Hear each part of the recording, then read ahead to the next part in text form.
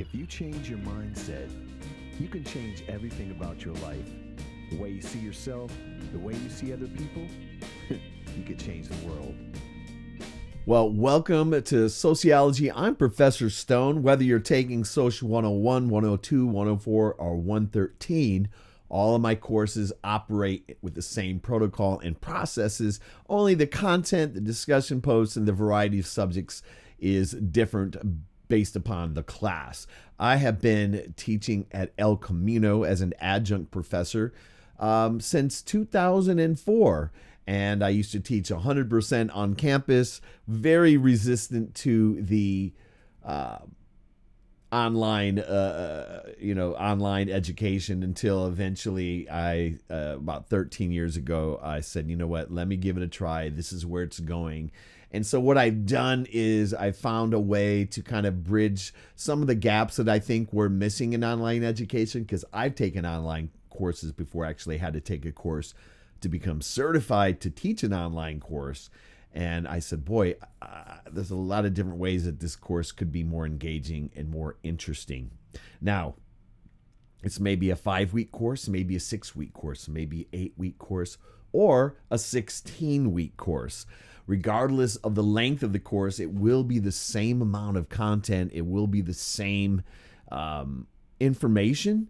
But if you're taking a shorter class, it's going to be compressed significantly. And I'm sure you're aware of that. So just because you take a 5-week class does not mean that the course load is going to be reduced because of the speed of it, because there are certain requirements that have to happen, course objectives, based on the course outline that I have to meet, as a professor. So I have to meet certain standards. I have to meet certain obligations to the college in order to honor the 3 credit units that you will be earning in the class. So I just like to put that out there up front, especially for those who are taking a shorter length class. It is going to move quickly. It is manageable, but prioritization is key.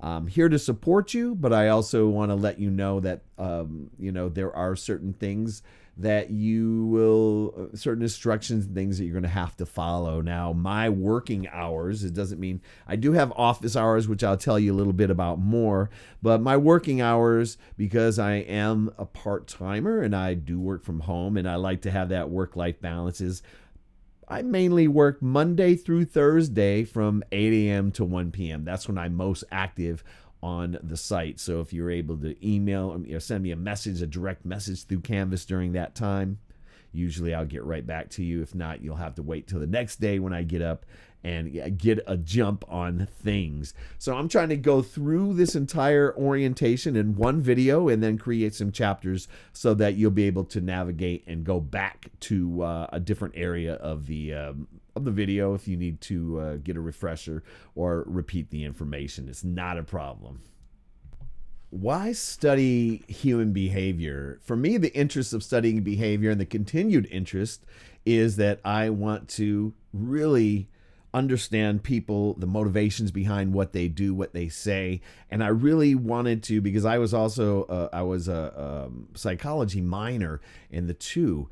I wanted to see what was influencing us more, the psychology or the external forces that shape us. And there is a complex combination that happens between the 2. And it's very difficult to dissect and disconnect one from the other. So most people like to really look at psychology as it relates to behavior, but I like to see the roots of that and where does it go and how is it supported by a society, and how does social change happen over time. There's also the cultivation of empathy. I think the cultivation of empathy is an important thing for studying human behavior. It's also predictions of the future. What will people need in the future? What will the population be like? What are the technologies going to influence society? How many schools should we build? How many freeways? What is the population size looking like? Do we have enough space? It's those kind of things, a lot of those future projections. There's also to create solutions for pressing social issues. You've got to look at what the root of those issues are. There are, thousands of people who are studying human behavior and studying society and studying groups. That is like the research foundation of sociology. Then there's this concept that I stumbled across called Sonder. Sonder means it's the profound feeling of realizing that everyone, including strangers passing in the street, has a life complete as one's own, why they're constantly living despite one's lack of awareness of it. So everybody, every single person has a life and has people around them in their life and things that they're responsible for and the hopes and dreams and passions. So it's not just you, it really connects us to everyone else. So if you really want to feel a bigger connection to other people, sociology is a really good way to tap into that. So what you will find as you move through your educational journey and path, you're going to find specific areas within a discipline that you really find great interest in. Some of my sociological interests include visual sociology, which is the perception, interpretation, and creation of visual media that helps us represent and understand the social world. Micro-level sociology, the power of communication or the problems of miscommunication. Like to look at race and ethnicity, social inequality and social problems, gender, sex, and sexuality, intimate relationships, issues surrounding identity formation, maintenance, and evolution and change. And I would consider myself a public sociologist. Now, a public sociologist public sociology itself is a subfield of the wider sociological discipline that emphasizes expanding the disciplinary boundaries of sociology to engage with non-academic audiences. It is perhaps best understood as a style of sociology rather than a particular method, theory, or set of political values. So for me, it's about how can I take this information that's highly academic in nature and make it accessible to people who are not as up to speed in terms of the academic, communication, the theories and concepts that take some time to get to know. How do you translate so that it's accessible? It's kind of like people who, let's say, take a yoga class and they don't know some of the terms, for the poses and what these different things mean. So moving that through by like changing some of the Sanskrit words into English words is one way you can make it accessible. So a lot of things, I think, again, there's many sociologists who operate clearly at the academic level, the research level. They're publishing papers and books and articles. And then there's people, I guess, like myself, who take that information. How can I best distribute that to other people so that they understand it? So it's interpreting it. It's finding something that is applicable to one's everyday life. Because I think for the most part, when we take classes, whether they're a major, a minor, or a general education class, we should be leaving with something that we can use in our daily lives. And it helps us kind of remember the ideas and the concepts and theories that we actually learn.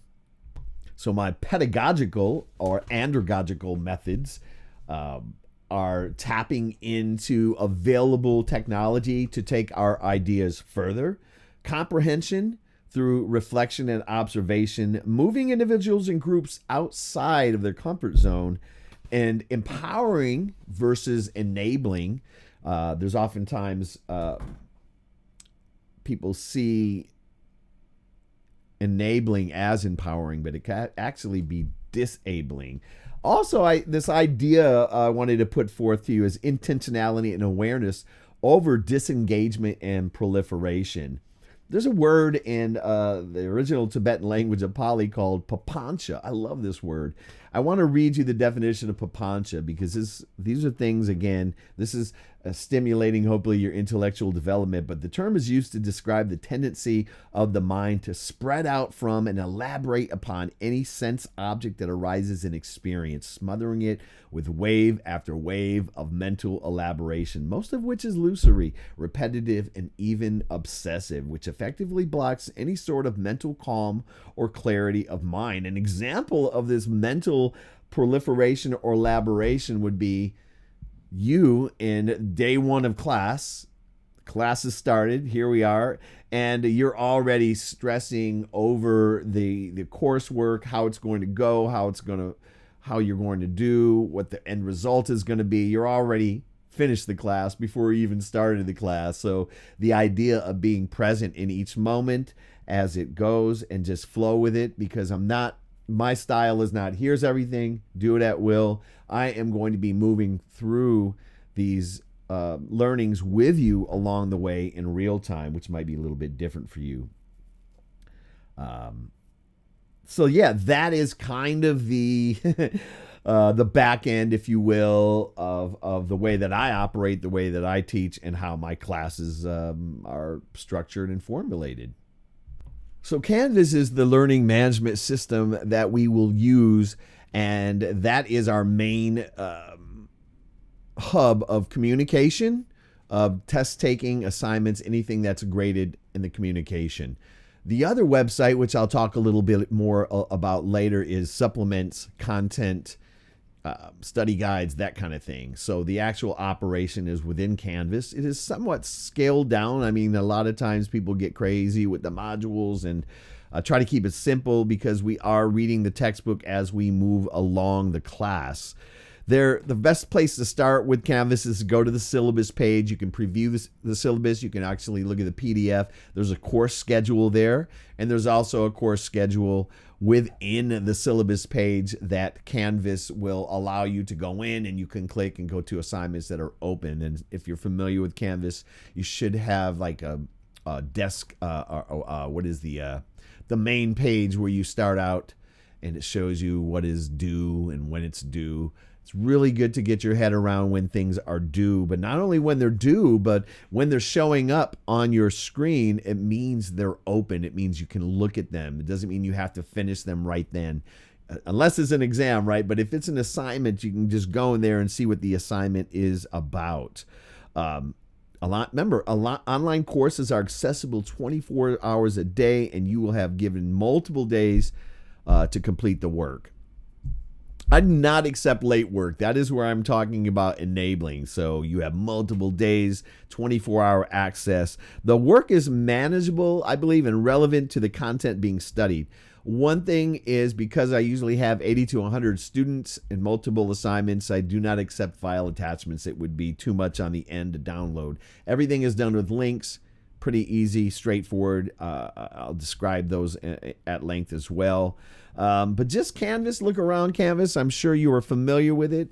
I'm sure you will see that there are great differences in the way in which they are structured or how much is in there. But I keep my classes, I like to keep them very structured, very minimal, organized.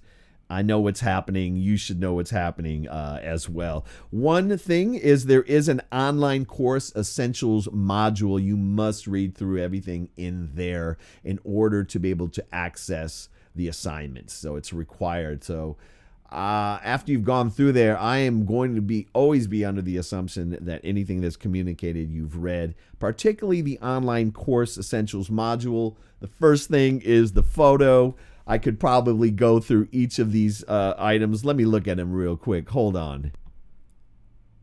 So your screen may look a little bit different. I like the dark mode, but this is my screen, and this is the online course essentials module. Now, if you go into the very first item, you will see that I've asked that you upload a headshot and not something that's a full body and I can't see you. That's really important.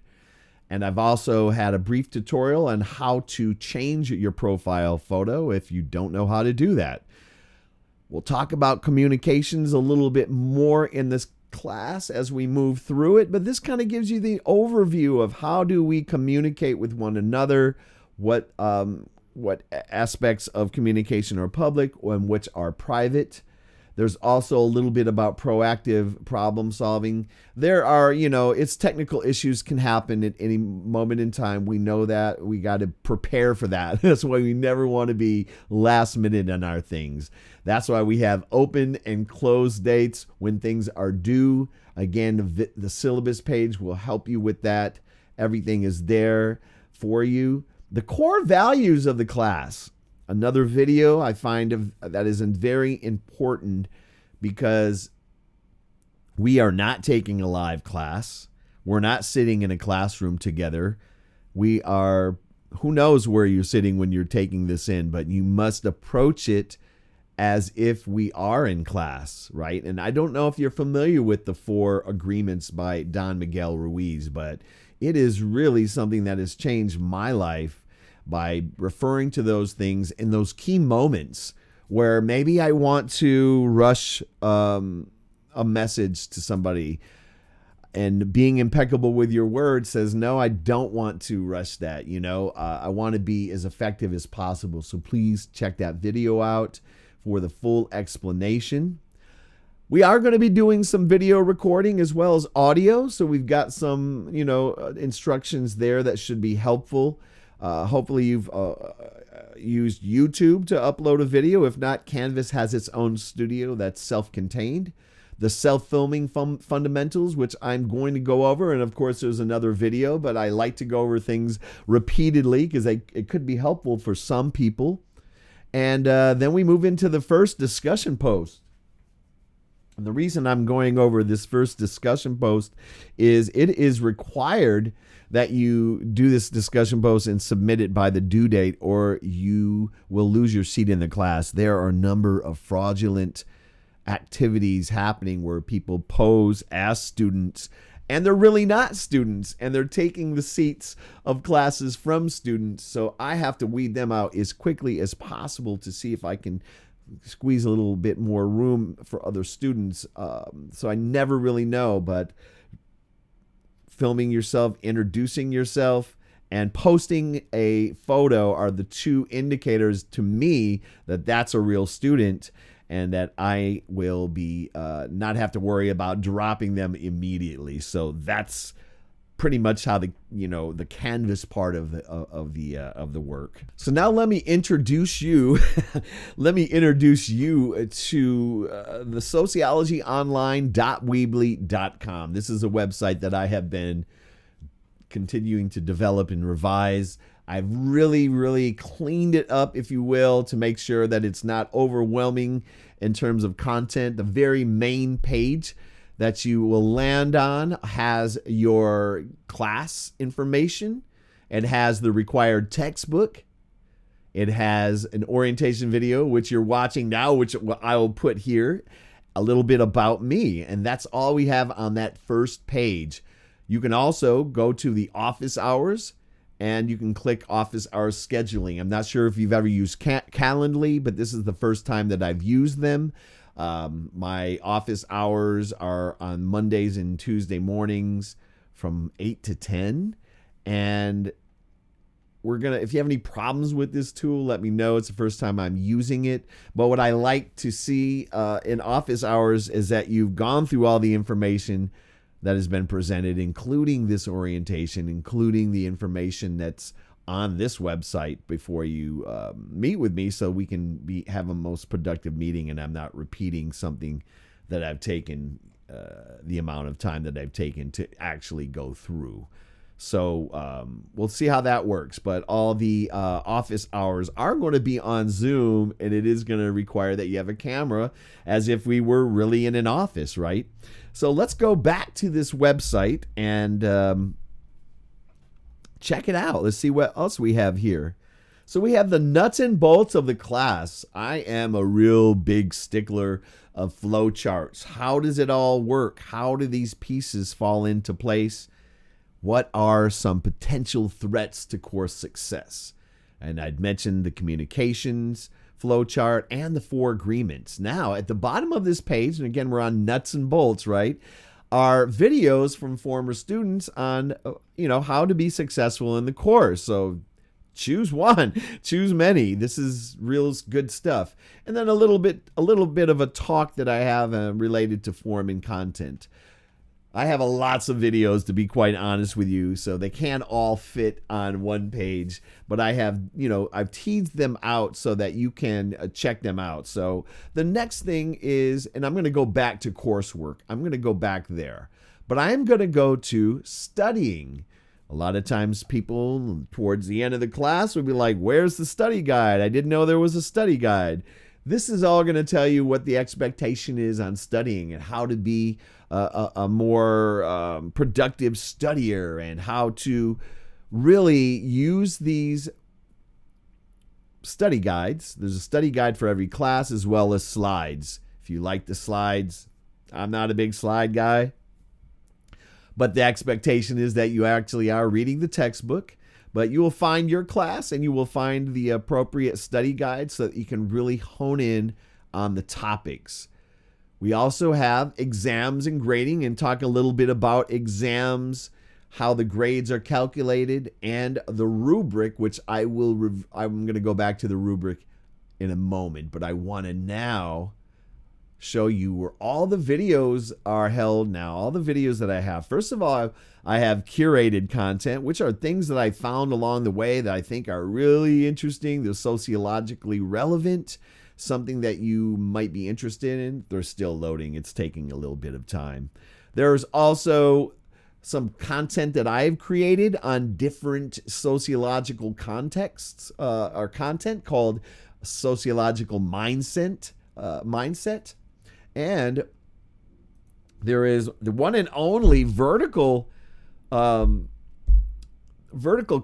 that I have. It's called 2 for 3. It's 2 sociology professors discussing a concept or a term for 3 minutes. So it is really short. You can pull it up on your phone. It's just going to keep your mind actively engaged in the study of sociology. So now I have clicked on the Coursework tab here. So you see there's a menu below. You could go to each of these and we'll go to them. But if you click just on Coursework, you're going to be right here. Assignment types. Again, there's a narrative is the same as the narrative there. So if you wanted to go to narrative assignments, which we will go to, you can go there, you can go there. But I just want you to know there's something actually active in that Coursework tab. Let's go down. How do we generate captions? I think it's important that we generate captions for people to read your videos. So there is a video on how to do that if you're doing it in studio. YouTube usually will auto-generate captions for you if that's if you're going to be using YouTube to do that. Again, this goes back to the exams and grading page. So as you can see, there's just different ways of getting around these different pages. So you could go to these pages in a number of different ways. I like to go right back to the nuts and bolts page, and I want to show you how this is all going to work. I use announcements, pretty much several announcements in the beginning of class, the first week, probably more so than others. It is my main vehicle of communication. To me, it's like standing in front of a classroom. So you should have the textbook, and there's different formats. I know you how to find the textbook. Some people like the ebook. Some people like a hard copy, used copy from the bookstore. The textbook is how the class has been structured and designed, including the exams. So everything is going to be, the assignments are going to all be called discussion posts, and there's going to be 4 types. The discussion posts are numbered based upon the chapter that is relevant to that discussion post. So if DP1 is chapter 1, DP2 is chapter 2. Sometimes we skip a chapter because we're trying to lessen your workload a little bit. So if we go from 1 to 3 or 7 to 9, it's intentional. There are 4 different types of discussion posts, which I'll get into a little bit more. And then finally you have the multiple choice exams. Everyone, you're given 90 minutes to finish them, which is more than enough time. Most people get them done in 20 minutes to 30 minutes. So 90 minutes is more than enough time to get the work done on the exams. But, I'm required to give exams, and, every professor has to give exams. There's certain criteria that has to be met. What you're probably most familiar with is a discussion post that is written, and that's what I call the narrative post. Now, mine can be a little bit different than what you're familiar with, because you are going to have 3 parts. So again, I want you to read through this, but I'm kind of glossing over the most important aspects. Is you're going to find one prompt to respond to. Not all of them, just one prompt. And you're going to write 5 sentences, no more, no less than 5 sentences to respond to the prompt. And then you will go back through, you'll read you'll read fellow students' posts, and you will reply to 3 of those students, talking about their post. Then you will find 2 other students of which you will extract a 1-sentence quote and properly quote them. It's called the noteworthy quote. This is a great way for you to see what other people are thinking, how they're thinking about it. This is the discussion. It is a discussion post. This is not, let me show you how much I know, how many big words I have. No, this is a discussion post as if we were discussing them in a circle in a classroom, but these are the different ways. Now, there are examples here for you. If you click here, you will taken to a page, and this is an actual example of a discussion post that replies to the other students and 2 noteworthy quotes. That is only required for the narrative discussion post. Talked a little bit about how to write better. This is a really good opportunity to really begin to use Grammarly and those kind of tools that are out there and available for you. The next one is, I'm going to skip down to visual, and then I'm going to leave the most important ones or the most complicated ones for last. You're going to be given again, you're going to be writing. This is going to be a 5-sentence analysis of an image that you're going to be given. So here's an example that I actually did. This is an image that I found, and this is my example of what I'm looking for. Again, brevity is important. 1 sentence, describe what you observe. 3 sentences and the analysis of what you observe. And then the last sentence is, how do we integrate, what sociological theory or concept do you think relates to that? Now, if you are studying chapters, if it's DP7, it's chapter 7, it needs to be a sociological concept that's related to that chapter. I think it'll all be clear as you kind of look through these. I'm whizzing through these right now because I don't want to have this be a 3-hour video, but in the same sense, I do want to go through them. There's other ways to respond to posts, not just writing them, but also through audio recording. So it's kind of doing the same thing that you did with a narrative post. You're going to take one prompt, but then you are going to record your voice close to 60 seconds as possible and post that. And then finally, again, these are going to happen. You're going to open up a discussion post and you're going to be like, oh, this discussion post is a video. Or, oh, this is an audio. So you're going to be ready to go and you don't know what's going to be what. So it might make it a little bit more exciting. I'm not sure. And this is the video discussion post videos. And again, you will see the information here, how to do it, how to film yourself, how to the angle. And these are excellent examples, the way that they're framed, the way that they're lit, they're within the time frame, all that. This is what I'm looking for. So if you are a person who needs an example, this is what it is. This is where I think the challenge of time and effort really takes center stage for people, because they don't really want to put the time and effort. Look, I'm not looking for perfection. And again, this is not a read a report. This is a discussion. You look at the prompt, you're thinking about it, and then you're going to talk about it, and you're going to share that video as if we're having a conversation or having some coffee or tea or something. I would say to approach these prompts with curiosity. I don't want you to tell me what's in the textbook. I want you to integrate the idea. What's it make you think of? What have you seen? What have you not seen? Whatever it is, you get to choose. There's going to be multiple prompts you can choose from. So again, I don't want an oral report. I want you to talk to the camera, not to the screen. You see the difference? And I go through this every semester. Someone is reading on the screen and I'm like, no, I want it to be like we're having a conversation. And we're at eye align. We have this alignment. We have this, again, going through the technical fundamentals, which I'll probably repeat. The angle. Look at the angle in this page. I'm going to pull this page up. Angle.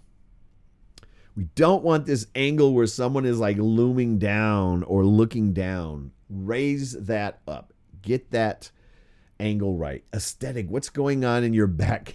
What's going on behind you? And then framing. It's landscape orientation. So again, this is not a TikTok video, Snapchat. You are going to turn the phone sideways, like long ways, right?